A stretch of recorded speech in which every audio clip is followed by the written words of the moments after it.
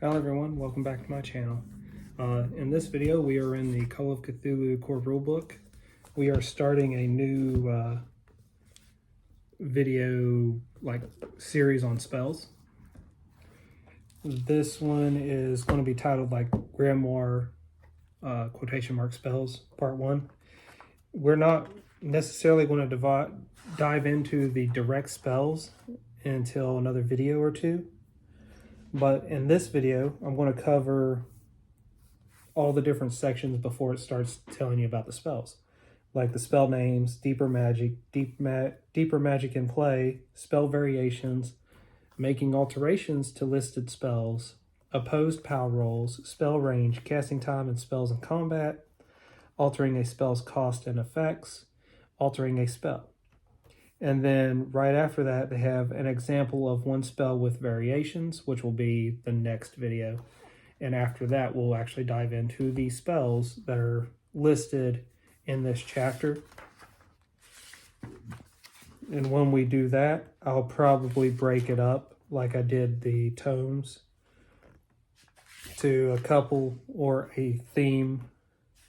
I'll probably do it by theme, because you have the grimoire ones, then you have after that the call and dismiss deity spells. That would be its own theme. The contact spells would be its own, and then a few of the create. And then there's enchantment spells. So I might do it by theme, or I might break it up by so many spells per video when we dive into it. But it'll be one video after the other weekly on spells. So without further ado, let's actually dive in. So spell names. While each spell has a standard name, keepers are strongly advised to use more evocative titles wherever possible. Different mythos tomes may contain common spells. However, such authors will have comprehended the spell quite differently. One author naming the spell Contact Deep One as the voice from the deeps, for example, and another calling it Summon the Abyssal Foulness. Different spells may even have the same or similar names. Suggestions for alternate names are provided at the end of each spell's description. Deeper magic. The path to the mythos wisdom and knowledge leads to insanity. Sanity gauges a person's hold on what we term reality, which is not reality at all, but only a consensual human delusion or limited understanding that protects the mind from that which it cannot fully comprehend. The Cthulhu mythos magic, is antithetical and corrosive to human sanity. The casting of spells will eat away at sanity, gradually disintegrating the caster's link to the human world until a day comes when the mythos is all that remains. A cultist's ultimate aim is to relinquish all trace of human sanity and replace it with an understanding of true nature of the universe. The loss of all sanity would incapacitate most people, leaving them unable to function in any meaningful way. However, some cultists achieve this paradigm shift without being reduced to gibbering wrecks. Even though they have 0 sanity points, they somehow transcend insanity and are still able to function, and in some cases are capable of blending unnoticed with society at large. Insane wizards who fully embrace the mythos are likely to draw upon far greater power than a person who is simply casting a spell learned from a book. Liberated from human sanity and empowered by their understanding of the mythos, these wizards are able to discover new aspects and deeper magics. Investigators may also learn these deeper levels of understanding. Whenever an investigator is insane, temporarily or indefinite, and successfully cast a spell, roll a 1d100 and compare the results with the investigator's Cthulhu mythos skill. If the roll is equal to or below the investigator's skill, new depths of magic have been successfully plumbed and the option to use the deeper effect of the spell now presents itself. Once the deeper version of a spell is discovered, it remains available thereafter. Wherever there are further deeper levels of the spell to be discovered in the future is a matter for the keeper to decide. All spells have these hidden depths. Deeper versions of many spells in the grimoire are provided as examples.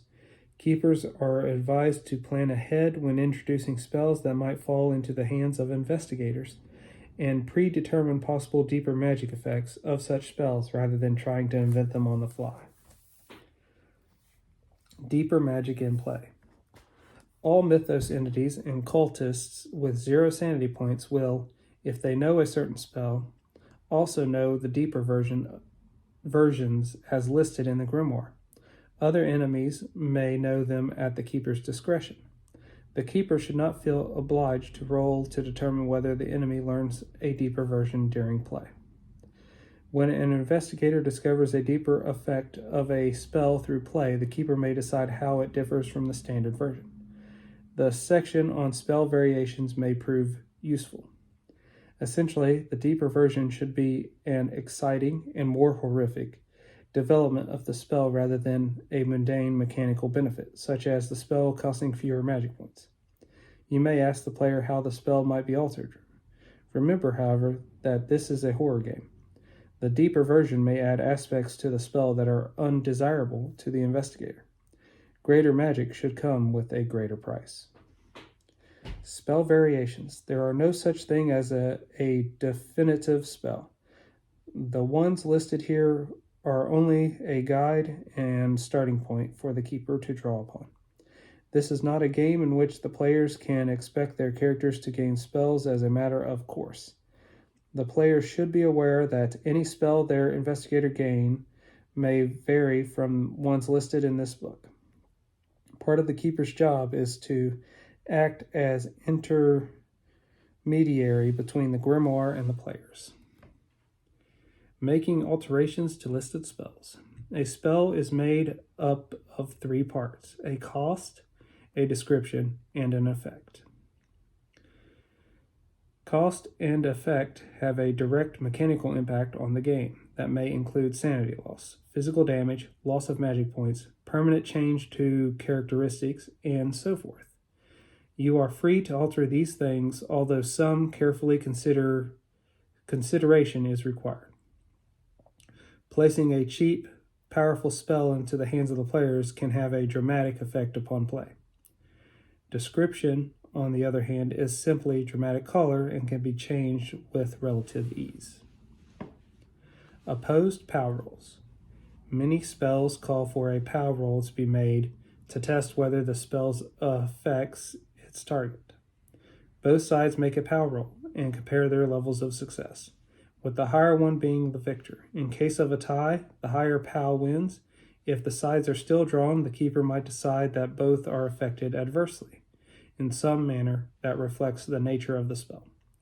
If the difference between the caster's POW and the target's POW is 100 or more, the one with the greater POW automatically wins.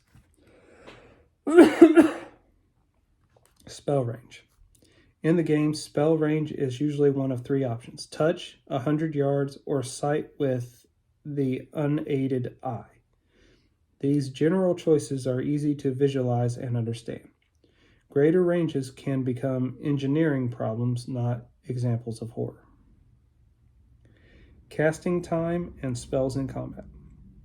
Some spells are useful in combat situations. Each spell has a casting time listed in the description: instantaneous, 1 round, and so on. If the casting time is instantaneous, it activates on the user's dex plus 50, just like a readied gun. If the casting takes 1 round, it activates on the user's dex in the present round. If the casting takes 2 rounds, it activates on the user's dex in the following round, and so on. So their initiative order. Altering a spell's cost and effect. The spell cost is usually gauged in magic points and sanity points. However, some cases where an effect is long-lasting and or highly significant May also include a permanent expenditure of POW. When altering the cost, you should consider any changes you intend to make to the effect. A more powerful effect is likely to increase the cost, while a lesser effect may lower it. The source from which the spell is learned can affect both the cost and the effect. The purer the source, the better the spell. There is no set ratio of spell cost to effect in the game. A poorer source, such as a badly translated and incomplete tome, may provide a lesser version of a spell with a reduced effect and increased cost.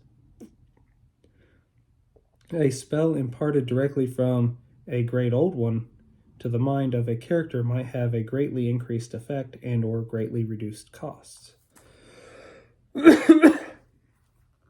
Altering a spell.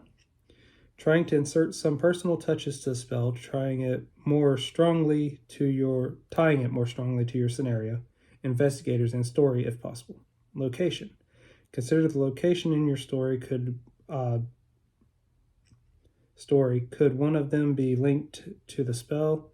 If the investigators are dealing with ghouls, for example, a spell that must cast underground suddenly take on an added dimension. Spell components. The specific items required to cast the spell. Could it be that the investigators need the curved silver dagger they saw in the previous session at the British Museum? Spell ritual. A greater spell effect usually means a more complex and involved ritual.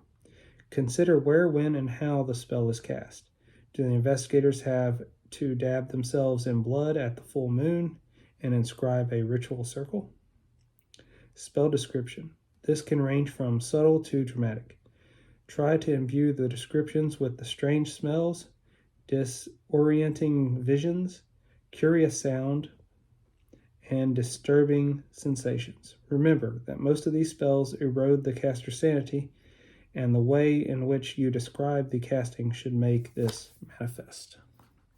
And this will be the end of part 1 of the grimoire.